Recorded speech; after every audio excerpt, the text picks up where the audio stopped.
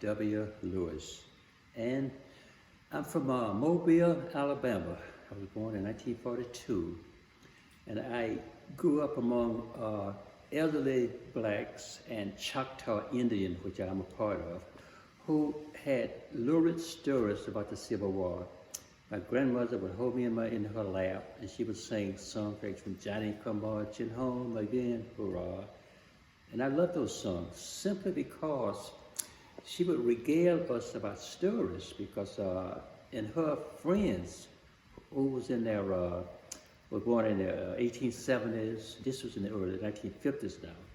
And you know, just like in the movie, the autobiography of Miss Jane Pittman, and they would tell stories about the Civil War, about people whom they knew, and they was reminisce about some of the Union soldiers. And then somehow, my grandmother was born in Uniontown, Alabama, and my mother was born in Mobile, Alabama in 1919.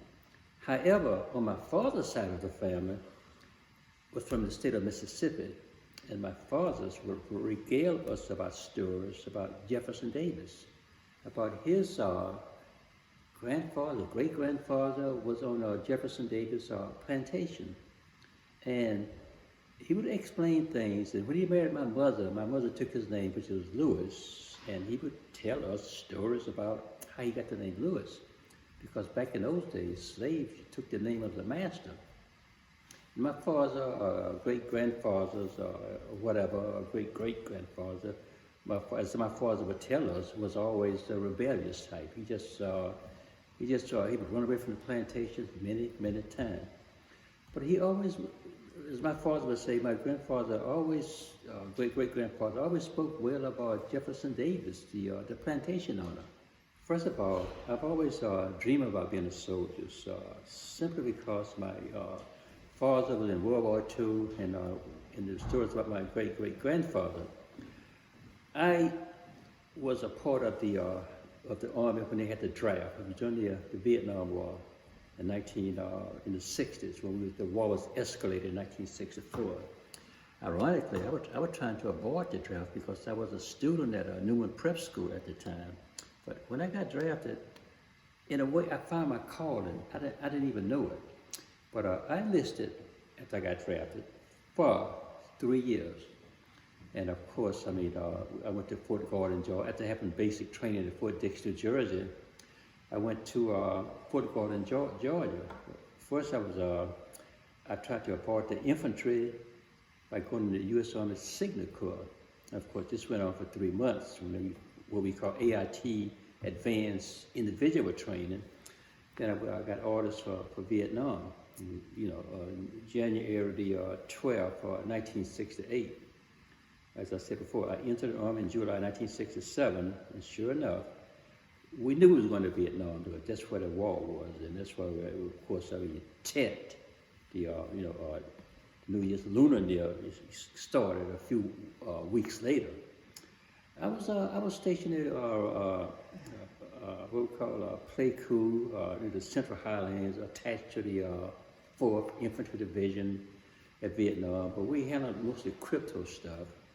But I showed a curiosity for weapons, especially the 4.2 mortars, because we had a battalion of, I should say, 2 companies of a mortar company at Pleiku with the 4th Infantry Division. We got the battalion perimeter and everything. So thank God I was fortunate. I did manage to survive Tet. And in January 1969, I made it back. I get to Fort Lewis, Washington, and then I made it home, thank God.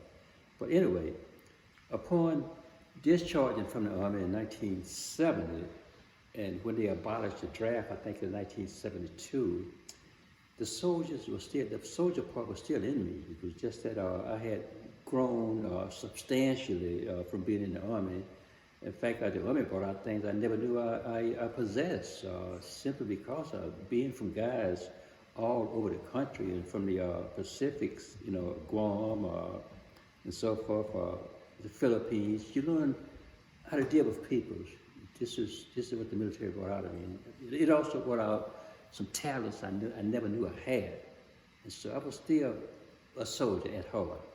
And when they abolished the draft, after a lot of controversy, I volunteered for the Massachusetts Army National Guard.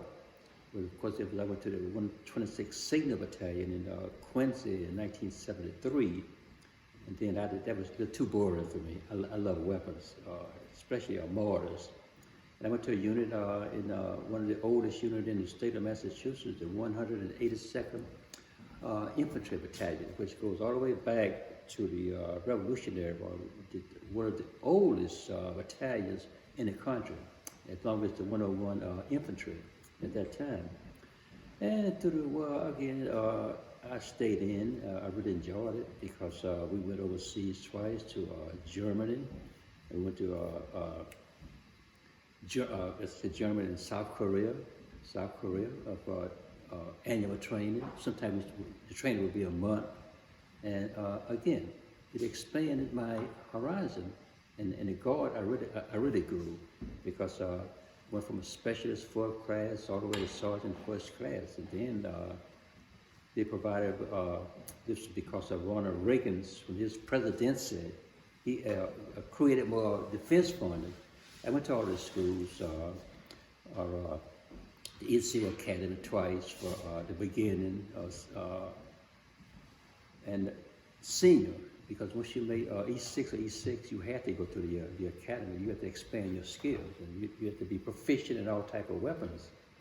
And also in 1990, when the Persian Gulf War started, we were scheduled to go to Kuwait. Again, I was in the same infantry division, 182nd Infantry Division.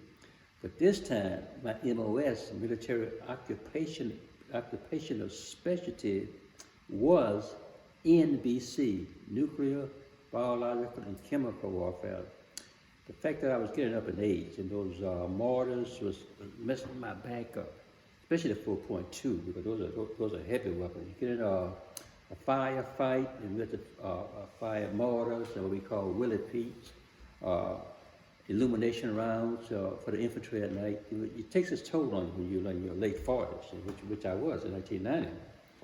However, with the use of chemical gas that Saddam Hussein was going to use, I went again back to Fort Dix.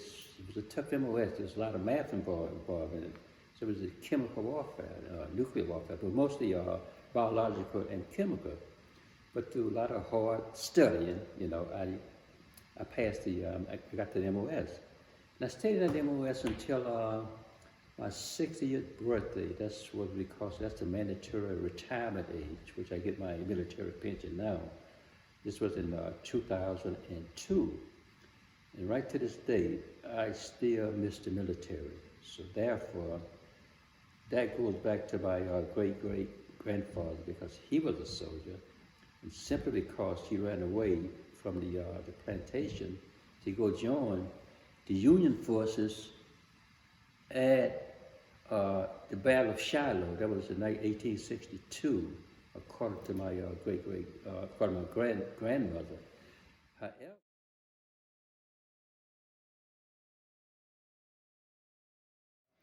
I am, again, Charles W. Lewis, and I am the great-great-grandson of an ex-slave who ran away from the Union camp.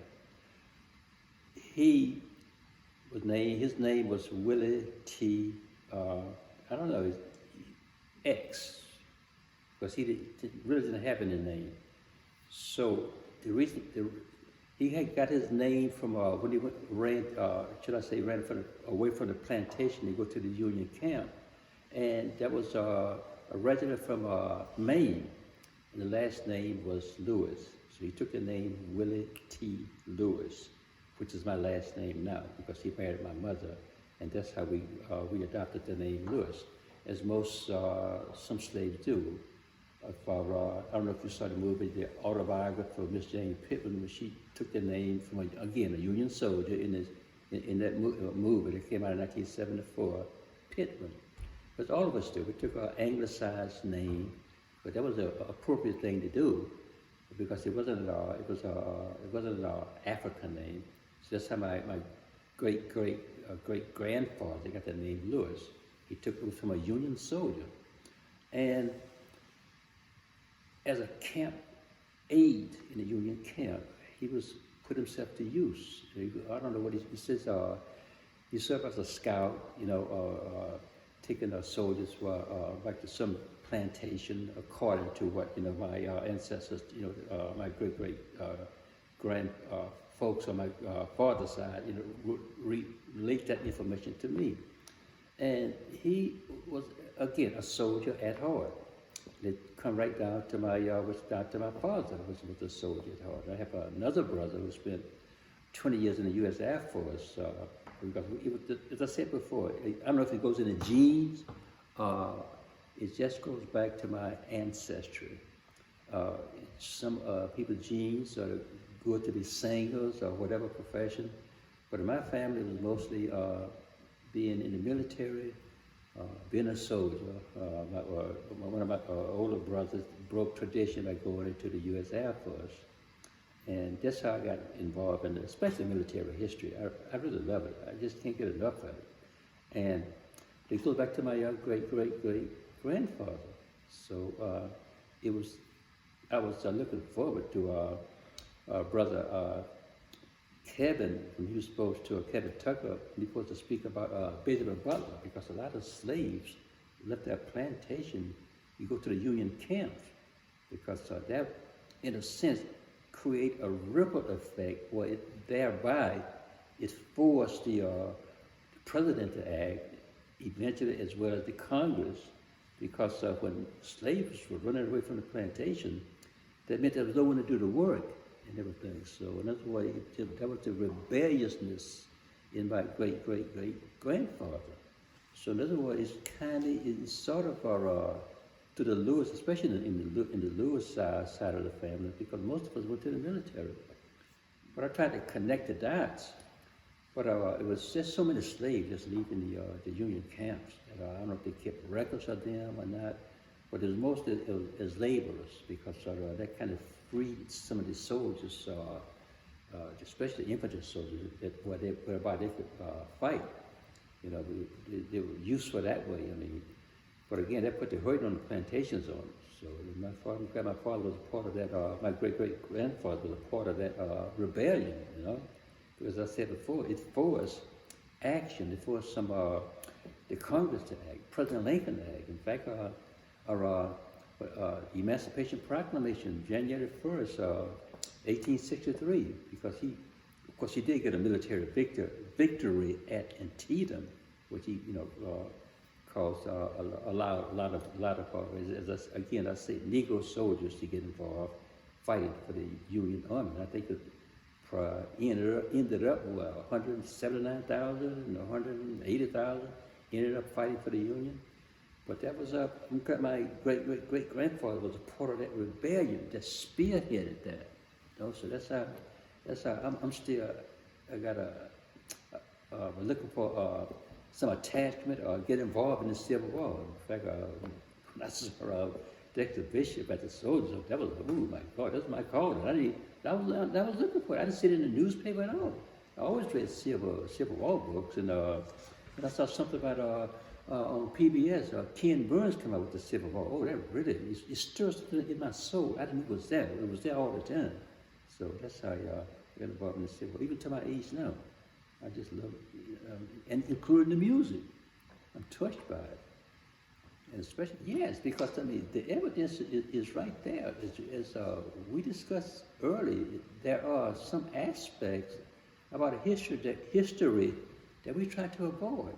We don't try to connect the dots. And as I mentioned before, I did this mostly on my own, trying to find out about the Civil War, because the school system I grew up with, they avoided a lot of things. In fact, I understand about the Education Commission. They don't want to go into those controversial steps. We have to know the reason why. You have to ask the question: who, what, how, where, when, and why. Only then will anyone would join the Sons of Union Veterans of the Civil War. They have to know that history too, and you have to accept the pleasant with the unpleasant. That's how you develop and grow. Mine eyes have seen the glory of the coming of the Lord. He is trampling out the vintage where the grapes of wrath are stored. He hath loosed the faith